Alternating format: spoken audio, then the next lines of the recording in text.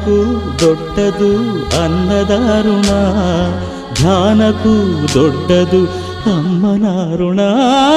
ಅಮ್ಮಯ್ಯ ಅಮ್ಮಯ್ಯ ಬಾರೆ ಅಕ್ಕರೆ ಸಕ್ಕರೆ ತಾರೆ, ಮಕ್ಕಳ ಬಾಯಿಗೆ ಮಕ್ಕಳ ಬಾಳಿಗೆ. ಅಮ್ಮಯ್ಯ ಅಮ್ಮಯ್ಯ ಬಾರೆ ಅಕ್ಕರೆ ಸಕ್ಕರೆ ತಾರೆ, ಮಕ್ಕಳ ಬಾಯಿಗೆ ಮಕ್ಕಳ ಬಾಳಿಗೆ.